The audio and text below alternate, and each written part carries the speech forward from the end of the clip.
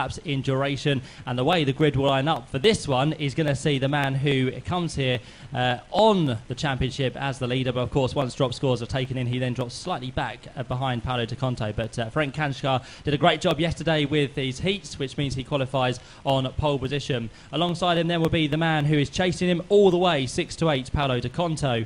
Then we move back to row number 2. We've got Rupi Markkanen, who did very well in the wet, and he may be one to watch out for. Although the conditions are now dry, he has still shown some really good pace this weekend. He's got alongside him 669, which is Konstantin Scholl. Then back on row number 3, the likes of Kevin Ludi, again a man who could have been in contention for the championship, albeit he had an exclusion at the Italian round, which means he has to count that as one of his as one of his scores for the championship. So he has now got no chance of doing so, but still he's got nothing to lose. He can go for it, and he'll be starting 5th on the grid this time round. Rasmus Markkanen lines up alongside him on that 3rd row. Then we go back to row number 4. We see the Masters runner. Very unusual to see a Masters runner so far up, but yesterday in the 3rd and final DD2, the 6th and final DD2 heat, Christoph Adams went for the right tyre choice. He worked his way to the front, and he lapped everyone along with Tom Pitlick, who he took with him. So Christoph Adams starts up there, and he's going to try and chase the Masters victory here today. Marcel Schirmer is alongside him. Then back to row number 5 is going to be Aaron Sherlock and Barry Pullinger. Those two are very quick from row 5. Row 6 then sees Nicholas Pico and Mark Lupfer. On to row 7 is Tom Pitlick and another Masters runner, which is Tamsin Germain, trying to overhaul Igan Mukin within that part of the championship, but it's a 27-point gap to try and cut down. Then we go back to row number 8. We've got the likes of Philip Seewer and Lorenzo Van Wright. On to row 9, it's going to be Sanad Arahawi and Haraldsgaard Kaklis. Row 10 then sees Kavazi Tomokazu, who had a dreadful time this morning in warm-up. He spun near enough on every single time he went out, and he had dramas yesterday in the wet conditions in the heats as well. So he's down on row 10. Joey Alders is alongside him. Then on to row number 11, it's going to be Fabian Lanz and Annalisa Dreyspring. To row 12, it's going to be Geza Fodor and Luca Kamali. Row 13 is Dimitris Vazilaras and Umid Al-Hussein, one of the other Masters runners. Row 14 is Marius Rua. Tony Hogg is alongside. Row 15 then sees Stefan Abt and Ollie Myers. And right towards the back, the story of this weekend, Igan Mukin, who was here on Friday to qualify. He missed the action yesterday after having to take part in a Russian GT championship, so he flew back to Russia. He flew back last night. He's here today. He starts from the back. He's trying to wrap up Masters this year. He's got a long way to get to the front to try and chase the likes of Christoph Adams and Tamsin Germain, but we know the Russian Igan Mukin is very, very quick indeed. So the DD2 competitors now starting to be slowed down in towards the final corner. French Kanshar and Paolo De Conto there on the front row. These two, in terms of the championship after drop scores, are separated by just 6 points, with Paolo taking the advantage, the Italian ahead of French Kanshar, the Hungarian racer. So those two are poised, ready to go. What can this one deliver? We're about to find out then as racing returns for DD2. Through the final corner they've come. We've got 31 starters for this one, and Frank is just slowing them right down as they come through. Paolo, just like he did yesterday, not ready to go, but everyone else is as they get underway down towards turn number 1. What a jump from Konstantin Scholl. He's flew through the middle of the pack, and he jumps up into 2nd place, so he follows French Kanshar through the order there. What a poor start from Paolo De Conto. Something this weekend, he's not quite right with that kart to get it off the line. So Paolo drops down to what's going to be, I think, 4th place, and I reckon one of the Markkanens has come through as well. There's drama at turn 1. One of the karts has gone off. So there's yellow flags down there, but it's going to be French Kanshar has done a grand job to pull away. Konstantin Scholl now holds everybody behind him in 2nd place, and in 3rd place, as we said, one of the Markkanen brothers is going to be coming through the pack, and we're trying to work out which one it is. It's going to be Rupi or, of course, Rasmus, because we're going to have yellow flags. Okay, so everyone's going to slow down now because of that incident at turn 1. So we're under yellow flag conditions for everybody on the track, but that was a fantastic start for Frank, but not so good once again, as we've seen from Paolo De Conto. Yeah, we had one driver that's come to strife at the first corner, so he's receiving some attention now, which is why they've slowed the race down. There was a separate incident at turn 2 as well. 2 or 3 drivers tangled up in that. It has not been a good day, I'm afraid, for Kavazi Tomokazu, who's on his 6th moment of the weekend now. He started brilliantly, didn't he, on Friday, going super in qualifying. He had a good first race. It started to rain in the afternoon sessions and he struggled. He had a damp session in warm-up this morning, went off 2 or 3 times, and he was another one tangled up there. The end of the first lap under what's effectively safety car conditions, but without the safety car, so they can't overtake. They have to reduce their speed and go around in single file. Let's try and work out the drivers that haven't come through or didn't. Stefan Abt is the one that didn't come through at all. It looks like there was a non-start for Dimitris Vasilaris as well, I think. So it might be Stefan Abt, one that didn't come through. Luca Kamali, Marius Rauer, and Kawazi Tomokazu, I think, were the three that got stuck at turn 2. Certainly Tomokazu. In terms of the Masters, how are they getting on? Christoph Adams having a brilliant day yesterday with a win and a 4th. And he's still in the top 10. You'd expect him maybe in the dry to slip back a bit. But Christoph Adams, 50 years young, they're in 9th place, leading the Masters class at the moment. Tamsin Germain is there in the 13th place, and the race is going to be red flagged. That's because of this incident at turn 1. And they need to make sure that the driver can receive all due care and attention. So it's right on the end of the lens of the binoculars. I can't confirm who it is, but that driver is receiving all due care and attention from the team of professionals here, the marshals and the medics. And as I say, not necessarily something to worry about this, because as a procedure, if somebody's had a bad accident, they would take a look at it anyway and take as much care and caution as possible so as not to make the situation worse. But Matt, they can't really do their jobs there. It's right off the edge of the circuit if there are carts going past them, even if they are going under caution period. Yeah, that's right, and we're not too sure how long it's going to take to clear it up. So just to not get this race down to lesser time, it means that the drivers come through and, of course, wait on the grid so they don't lose as many laps as they would have done if they continued going round and round on the track. So it's the two guys you can see towards the front, Frank Kankar and that of Paolo De Conto. They sit there waiting patiently for the incident to be treated down at turn number 1. And not too sure what happened to Paolo De Conto, because he was 4th or 5th when the yellow flags came out. Then all of a sudden he jumped straight through into 2nd, so he was Paolo De Conto back alongside, so it should be a full restart from the original grid, because only the 1 lap was completed. You've got Rupert Markinen and also Konstantin Scholl up there. You've got Kevin Ludi in the mix, so watch out for him from the 3rd row, and also the second of the Markinen brothers, that being Rasmus, sits there on row 3. So very shortly we'll be back underway for this pre-final for DD2. Okay, just had some news through on the radio. Roland Guidel, the president of RGMMC, who oversees these things, has been able to give us some news. So just to confirm that, as I suspected, the driver that had the crash at turn 1 was Stefan Abt, the German driver. The news is he's been put in the ambulance, but just precautionary. So on site, the medical team, the doctors, saying that he seems to be absolutely okay, but they are going to take him to the medical centre here as a matter of precaution, really. As a standard thing, to give him another check over. But it does sound positive, and it sounds like he's okay, which is great news, because that looked like a fairly hefty crash. So our best to Stefan Abt. It sounds like it's positive news, so that's good to know.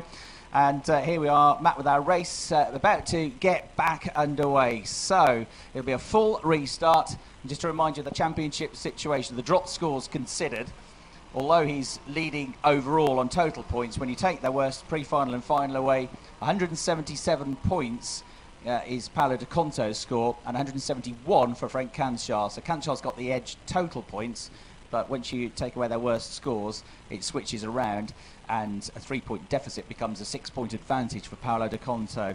That means that Frank Kanshar's got to beat him in these races, got to beat him by 6 or 7 points. There's 89 points available, so it's entirely possible, but if they finish 1st and 2nd in both of the races, even if it goes in favour of Frank Kanschar, then Paolo De Conto would still win the championship title.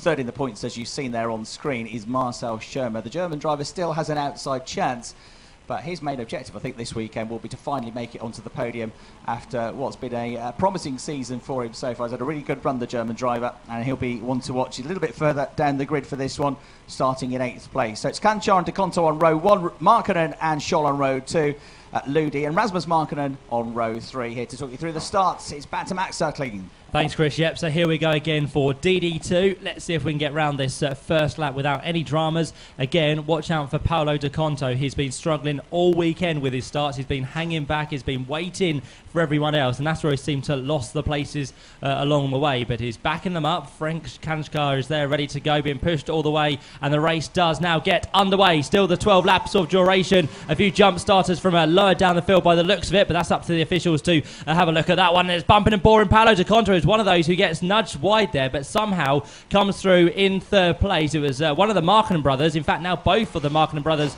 have gone through. So Rupi and Rasmus have jumped up the order. Konstantin Scholl, not as good a start as he had in the first one, so he now drops down to what's going to be 7th place by the looks of it. And here comes a move down the inside line, in towards the right hander they go, and the one trying to make a move there is possibly going to be Kevin Ludi. So a fairly good start from Kevin. Up the order he goes now into 4th place and deposes Paolo De Conto of 1 position down to 5th. So really good start from the front lot, but Paolo De Conto again, the man losing now, he's about to lose another one by the looks of it, down through the right hander then of turn number 8, and Paolo De Conto now is not looking too good whatsoever. He fights back on cart 619 as they turn through. It's Marcel Schirmer, who again was a little bit lower down the order, but now started to work his way through.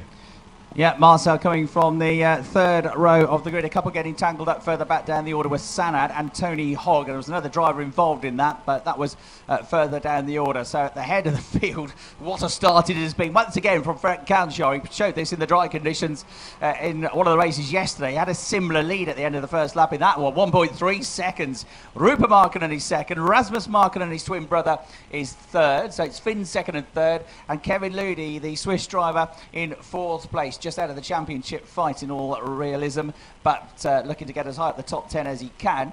Then we've got Marcel Schirmer 5th, Paolo De Conto is 6th, Christoph Adams is still there in 7th place, leading the Masters division. Tamsin Germain is 13th, Kawazi Tomokazu is the next best master in 18th place, and Igor Mukin is 21st. So Tamsin Germain looking to make up points on Igor Mukin in this race, as many as possible. An outside chance still of catching the Russian driver, but she needs to go well. Paolo De Conto gaining another position there, and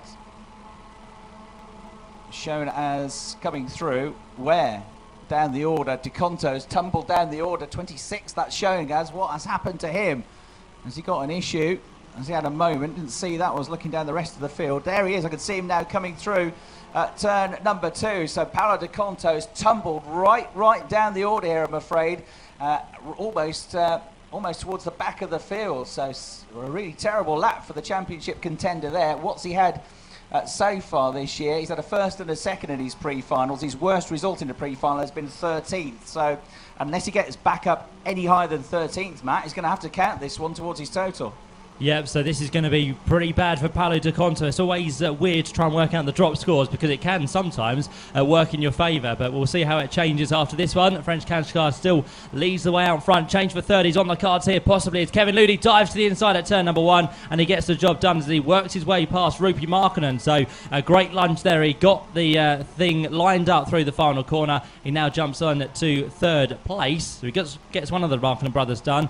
Can he do the other as well? That being Rasmus, who is around about 2nd down the road now, up there in 2nd place. So Rasmus has had a little bit of a breather, but if anyone knows Kevin Ludi, he's going to be quick throughout this race. So watch out to see what he can do. Just on the coattails there in 5th place is going to be Marcel Schirmer, and then we've got a massive gap once more, be it Barry Pullinger has worked his way through, and Barry's doing a tremendous job now to try and chase those ahead. He's got the speed, he's doing well, he's there in 6th place, but it's going to be around about 2 seconds or so, even more than that, to try and close down the top 5. But no hesitation and no worries about who leads this race. He looks over his shoulder, and French Kanskar moves down towards turn number 1, and he still leads this one by a gap now of 1.9 seconds.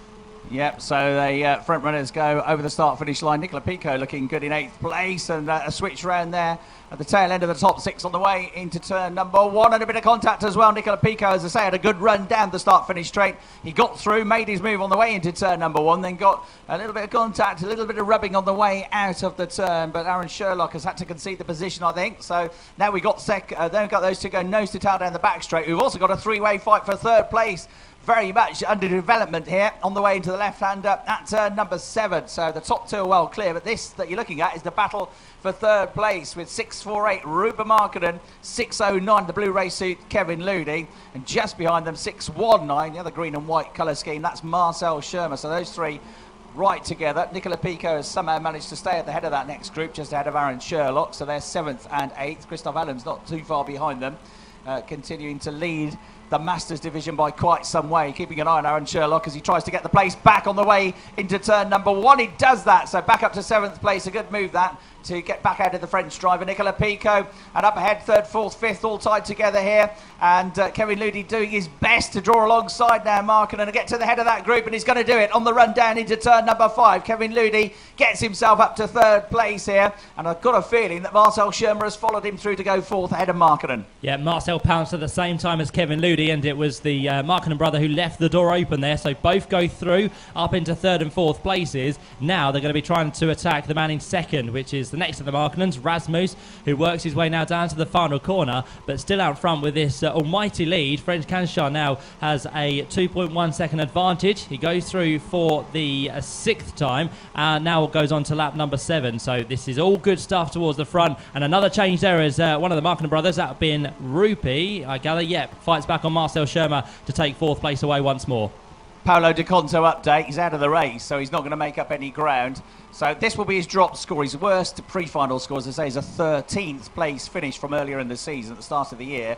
He now has to count that as one of his results, so he's got to count that 13th place.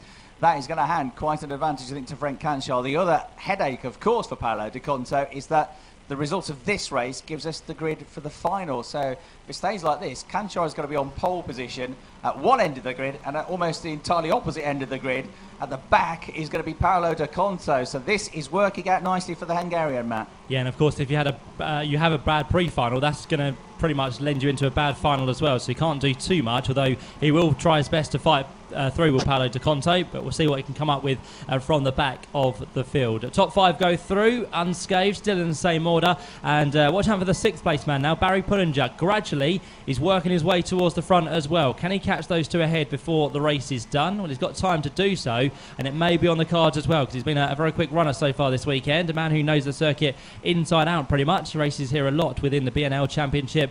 So Barry Pullinger sits 6th place. Behind that in 7th at the minute is going to be the driver of Aaron Sherlock, Nicholas Pico, Konstantin Scholl, and Haraldsgaard Kaklis has made his way inside the top 10 as well. So this is the stage of the race where everything just slows down slightly. It's going to be the kind of precursor to the final few laps here for everyone to try and line up who they might make a move on and where they're going to try and do that as well. One being Kevin Ludi, who sits there at the Swiss in 3rd place, comes across the line now to start the 10th lap.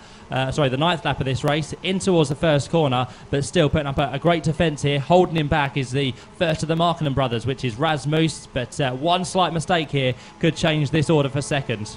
Got a race on our hands in the Masters division now, because Christoph Adams is slipping backwards.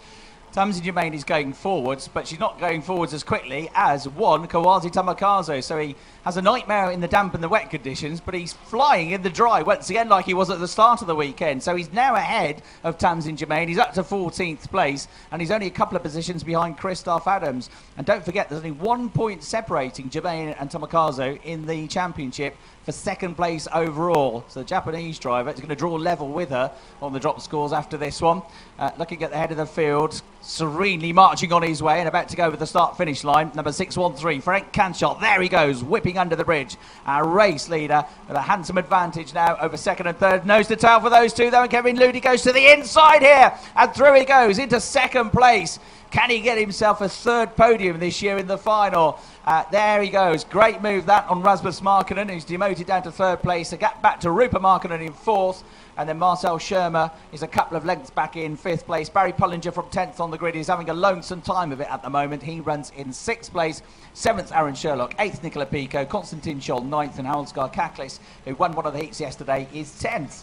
So that fight for second now has changed, as we can see, with Kevin Ludi ahead of Rasmus Markkanen. Down towards the right-hander of turn 8 they now head, and can Rasmus do anything about fighting back here? He'll give it a good go, but again for him, not many laps remaining within this race, and they've got to be fairly wary of who's coming from behind. The second of the Markkanens, which is Rupi, who's now managed somehow to shake off Marcel Schirmer. So those two have bridged the gap between themselves as they work their way in towards turn number 1. And again, I think this could be very, very close towards the final couple of laps, which we're now into, because with all this battling that's gone on for 2nd and 3rd, the two behind have caught up, and again Barry Pullinger is getting closer and closer. They're in 6th position, so 2nd through to 6th is all pretty close. French Canchar is out front with a very healthy lead. As we've been saying from the start, 2.8 seconds it's now out to, and lap on lap for French, he keeps getting quicker and quicker at the head of the field. As Chris mentioned, Masters is doing very well indeed as this race carries on, with the top lot all together in the race. We've got still being led by Christoph Adams down in 12th place. Kavazu Tamikaze is still 1 place ahead of Tamsin Germain, those two in 14th and 15th places. So watch out for them. We'll see how they get on as they work their way now through turn number 7. Leaders will go on to what will be the last lap. Igor Mukin is only 20th, so he's made some progress, but only 20th. He's going to lose points to his 2 rivals in the championship, but he's still going to have quite a comfortable advantage going into the final race of the season. So, last lap of the race then for Frank Canchar, 2.9 seconds clear. Down the back straight he goes, and he has been in a class of his own most of the weekend, it has to be said. And it started that with qualifying when he went nearly 0.2 of a second quicker than anybody. 0.2 of a second in karting is normally the difference between about 10 drivers all lumped together, but he was that much quicker than even second place. So then we have this tight battle for second, third and fourth, particularly third and fourth positions, but given that they're brothers, will Rasmus and Rupa have a fight into the last turn of the lap? Glancing over his shoulder is Rasmus Markkanen. It's his brother there. That's probably of some comfort. There won't be a move in the final turn. The flag comes out, and that is a super important win for Frank Canchar, especially with Paolo Di Conto out of the race. And it's this race, rather than the final later on, which might just determine the championship in favour of the Hungarians. So he hasn't wrapped it up yet, but he's given himself a huge step up the ladder with that victory and with the misfortune, whatever it was, to Paolo Di Conto. We'll try and investigate that, exactly what happened during the break, and try and bring you up to speed and perhaps have a word with Paolo on the grid for the final when we get up to that. But it's Frank Canchar that wins. Kevin Ludi in second place. Rasmus Markkanen was third. Rupa Markkanen was only 1/10 of a second behind him in fourth. Marcel Schirmer was fifth. Barry Pullinger sixth. Aaron Sherlock seventh. Harold Garkaklis in 8th place. Nicola Pico was 9th, and Konstantin Scholl rounded out the top 10. And Joey Elders 11th. Christoph Adams winning the Masters division in 12th place. A very strong drive for him. 13th was Luca Kamali. 14th was Kavazu Tamikaze, so he came through to second best in Masters. Tamsin Germain was 15th overall and third best in the Masters. And where did Igor Mukin finish? In 20th place, so Tamsin gets 5 points back from him.